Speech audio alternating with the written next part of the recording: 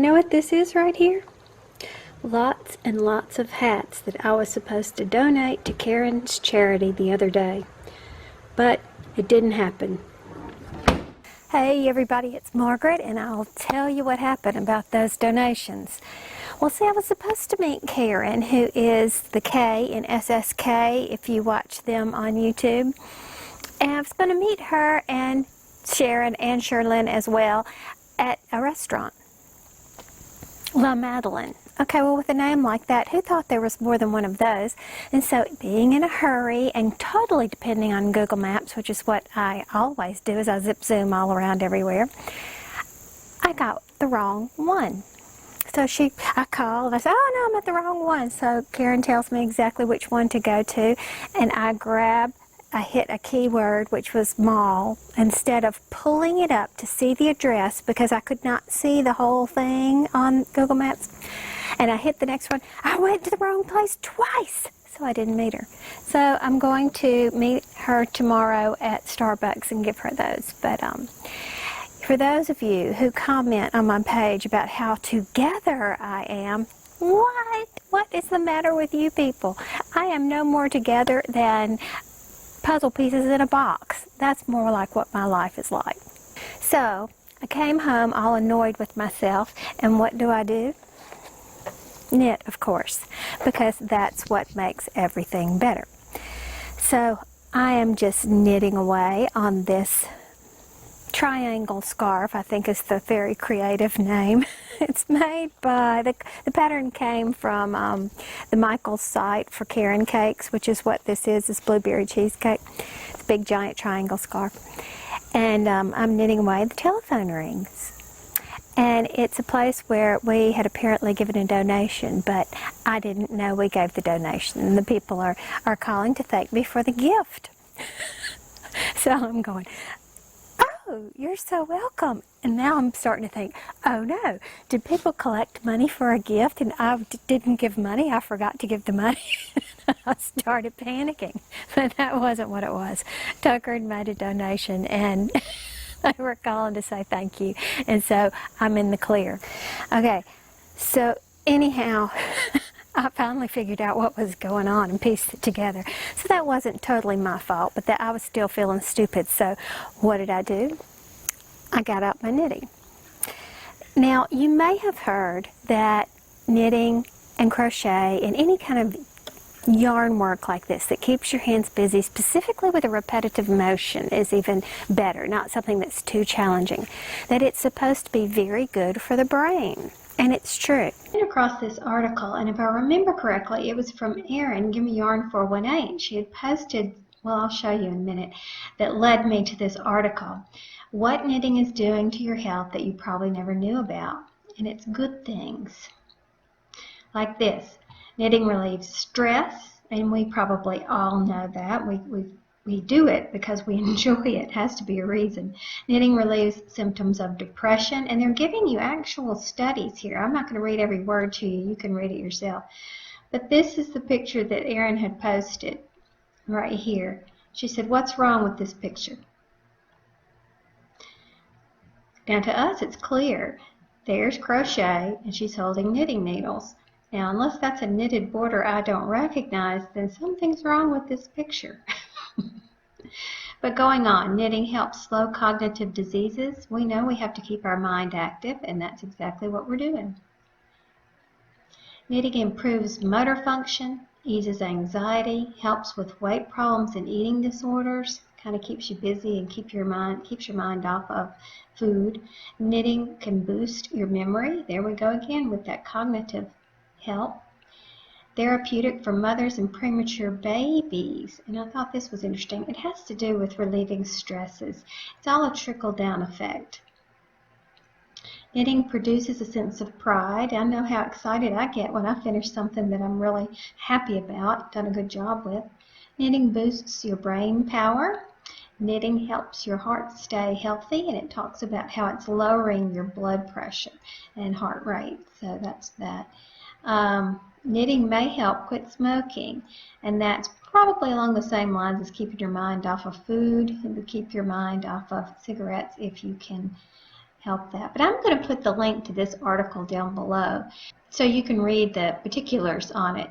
And also you can tell people who tell you you're doing an old lady craft that there are actual benefits to what you're doing. So it was a good thing that I had my knitting that day to cheer me up, right? So the next day I had to go back to the doctor. And you know, I told you I'm pre-diabetic and this is a new thing for me and having to learn to eat differently or whatever. But I was getting back some more test results. So I had done great. I even lost like 4 or 5 pounds, which was wonderful. And I was just sure they were going to say, "Good job, Margaret. You're doing great. Now we can add back in some things and life is good." So I sit down and he brings out all this paperwork and he goes, "Well, let me tell you about this. Look, see the red and yellow? Not good." So then he says, "Let me tell you about this. See all those red numbers? Not good." And then he says, "Now let me tell you about this. You see that thing? What's normal is the green." I'm off the chart in 3 of the 4 places that they measured. Literally off the chart. As a matter of fact, actually going in the opposite direction one time when I'm supposed to be going down on something else. No, I don't get to add anything back in my diet. I have to continue to eat this way. As a matter of fact, this neurotransmitter thing, well, do you know what all this paperwork says? It says, "Dear Margaret, you are screwed up. Listen to what your doctor says and get fixed." So I came home that day and guess what I did? I knit. So I've been knitting and knitting and knitting like a crazy person. But that wasn't the only thing. I mean, we had more plumbing problems, even though it supposedly got fixed. And we had another lovely, terrible mess. Yeah, buddy, got an even bigger hole up there now that we had to deal with. Of course, we hadn't heard back from the plumbers since then. So, you know, it's just been a week of all those nitpicky little annoying things that, you know.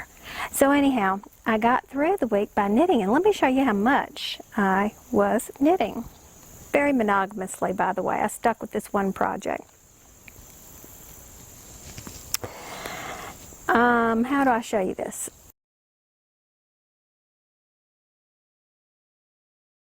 Okay, it's a triangle. This will be the point.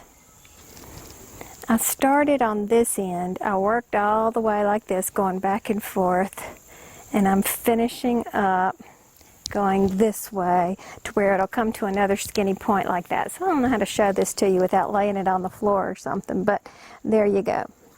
This is the Karen Cakes Blueberry Cheesecake. I chose this pattern because I really liked a lot what I saw on their display, their image that they had used to display it, but they used something called Boston cream instead of blueberry cheesecake, and it was a much more, there were neutral colors that were very similar to one another, and so the flow was not as contrasty as I have here. So I'm not really fond of this, but I will tell you that's not true. I love the yarn. I'm not as fond of this pattern in this yarn. So, but that's okay. But let me tell you what. As I was knitting this thing, I was doing such a good job.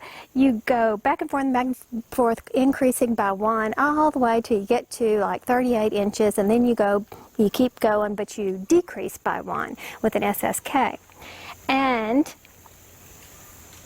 I thought, my goodness, this sounds awfully familiar. This pattern does. Awfully familiar.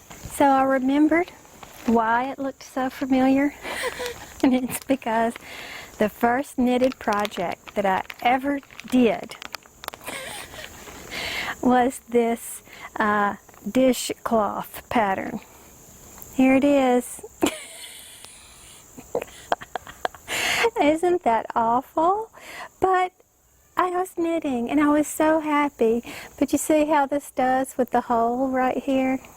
You have 2 and you have a hole, and it's garter stitch. Well, that's exactly what this is. See? It's the exact same thing. So I'm making a big giant dishcloth like I did with this, but with much better results, I do have to say. And this is my second attempt at the project, which was much improved.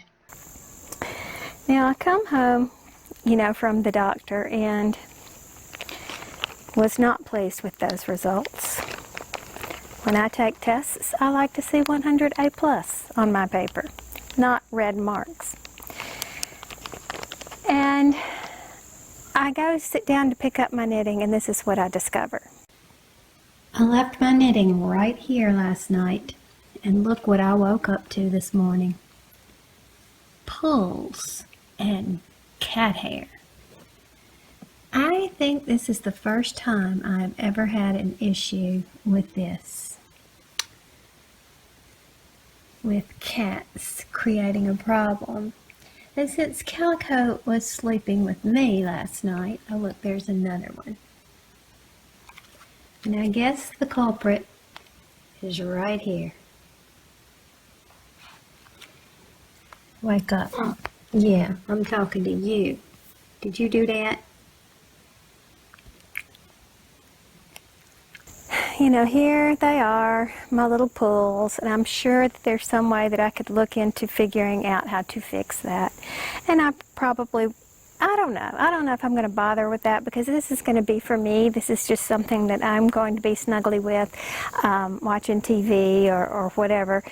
And so it really doesn't matter that it's pulled, because it's probably going to get pulled anyway if I'm using it watching TV, because there's almost always a cat in my lap for that. But poor little Smitty has extra long claws, and I have to keep them cut. And when they get long, he will be walking along on the carpet and get his hand hung, because they're just oddly shaped. So it really wasn't his fault. I should have put it up, and I did not. But live and learn.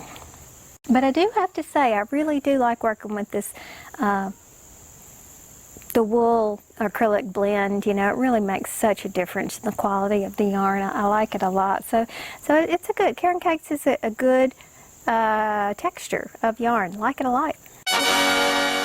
The results from last week's poll.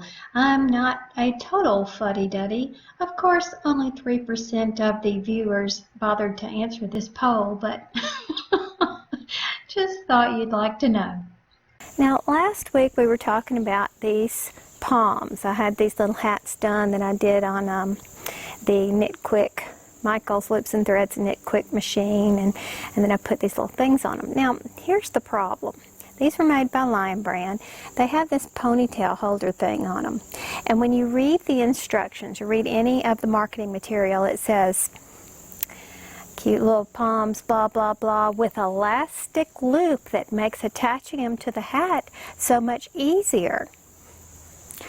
Well, try as I might, I couldn't figure out how that was going to make anything easier. I could not figure out how that would work, and there's no instructions anywhere. I couldn't search blogs, I searched YouTube videos, nothing about it. So I tweeted to Lion Brand, who immediately responded and said, send your question to support@lionbrand.com. Okay, so I did, and then I didn't hear back from them. So I ended up doing it my way. Now, this was my first attempt, what I was going to try to keep it intact, because I was thinking in my head, maybe they won't like the pom-pom, and they could take it off and use it as a little ponytail holder decoration. So what I did was I tied the ponytail holder in 2 knots, and with a needle and thread, I sewed through the knots, through the elastic on here. And so that's what this one is, but it's way too wobbly to suit me. I don't like that at all. So since I didn't hear from them, I ended up cutting this and threading it through a needle and putting it through the hat, just as if it were 2 pieces of yarn, tying it in a knot, and then hiding the ends inside, because this is a 2-layer hat, so I just hid the ends inside there. And that worked just fine. They're nice and tight, and they're actually in the giveaway bag that I'm passing on to Caron for the veterans charity that she's collecting for.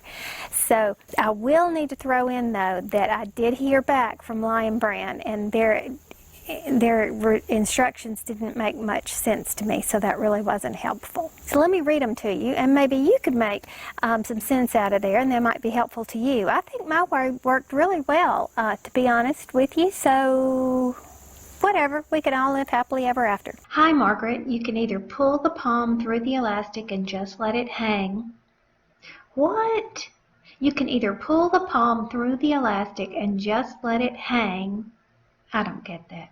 Or you can cut the elastic and tie the palm on for a closer fit. Yes, that's what I did. Do you remember this super bulky knit hat from last week, and I decided I should change the palm? Well, I did. Update. Do you remember when I did this little owl hat and I glued the eyes on with a special fabric glue, a new to me glue for attaching things to fabric? And I told you I would give you an update on how it worked. I had previously used Jewel It, which is made specifically to put jewels on fabric, and that worked wonderfully, beautifully, as a matter of fact, through multiple washings. And so I used it to put these little googly eyes on my owls. And I washed it and dried it, and it came out great. I mean, they are really stuck on there. They're not going anywhere. I got a little nervous when I pulled this guy out and saw him all crooked. I thought, what? Did it move in the wash? But no, they're stuck on there really well. Apparently, I just must have moved it when I was gluing them in place. So he's a little cockeyed, literally. And now I want to talk about this girl right here. I have several of these heads that actually what I did was I took a foam head, which is always too skinny. They are usually somewhere around 20 inches when an average size head is 22 inches. And that it's fine for modeling a kid's hat, you know, but it was not fine for an adult hat.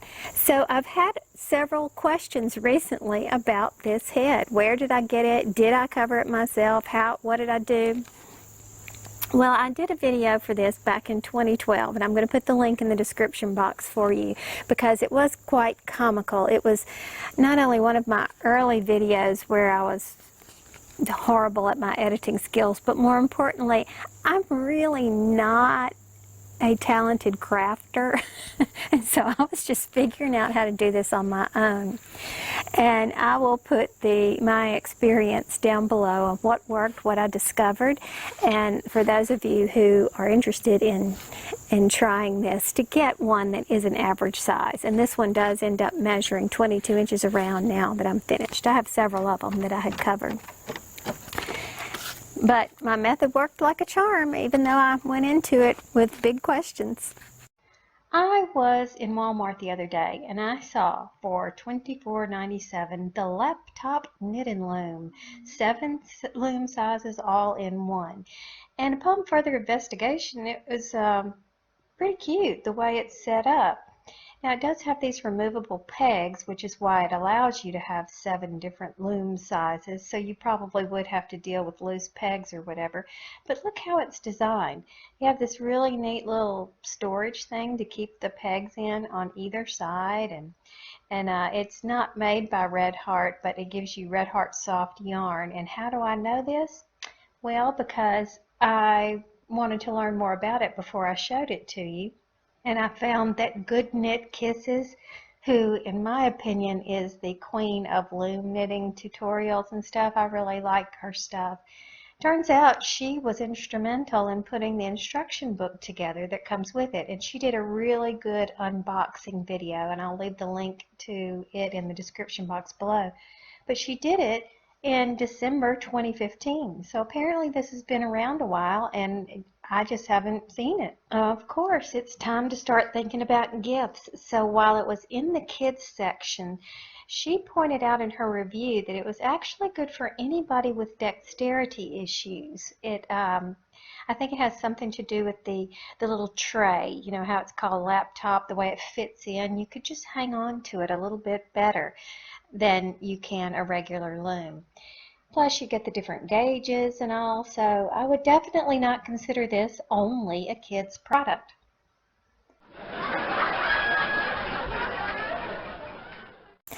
So the Facebook group is over there hopping and popping. I have a link to it in the description box below if you want to join. Just to refresh your memory, I had wrongly set up a page and not a group. So if you happen upon the page, you'll find a link on that page directing you to the group. And that way there's lots more interaction and freedom to interact on a group than there is on a page. So, yeah, hopping and popping. Great things being displayed. I've already learned a whole bunch of stuff from you people. And it's so fun to be able to see what you're working on instead of y'all just looking at me, yeah, this is what I made, whatever. I get to see back what you have made. And it's fun. It's fun, the interaction going on over there. So thank you for that. Okay, I am in the parking lot. And I actually did meet up with Karen. I made it. Everybody. We made it. Right. So here are the hats. Look at all these hats. That are going. Oh my gosh, Margaret, that's incredible. Well, hopefully better can use them. And we should have waited on Sharon. I know. And we miss Sherlyn too. Yeah, Sherlyn's in Washington. She's off having her vacation or whatever. Yeah, this is amazing. Margaret, thank you so much. Well, Veterans are going to be thrilled. So much. All right, see, Sharon really is here. I am. No, I'm just putting this in to prove, because this last video I ended up saying my mishap. Oh. So, yay, it's a happy ever after story. She made it! Yay! Sunday. I'm boarding a plane for Vermont, and I'm heading up to see Erin, Give Me Yarn 418, and Kristen, and the dogs, and the leaves, because it should be getting pretty up there, or at least getting close to it, unlike here where we're still very, very green. But the weather is cooler, hence filming outside. No more bugs, too, not as many bugs. But, yeah, that's Sunday, so we'll try to take some footage there so you can see both our channels, some of the things that we do. Unfortunately, I can't stay for Rhinebeck, and because I, again, have Thomas's parent-teacher conferences and the big homecoming hoo-ha that weekend. So, I guess until Rhinebeck and homecoming and Parents Weekend don't coincide, then I won't be going to Rhinebeck.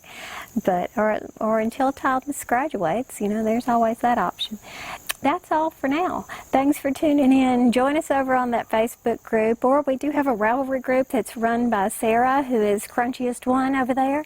I need to do a better job on Instagram and Twitter, but I am there. I read, I watch, I look at pictures. So we'll talk to you soon. Bye.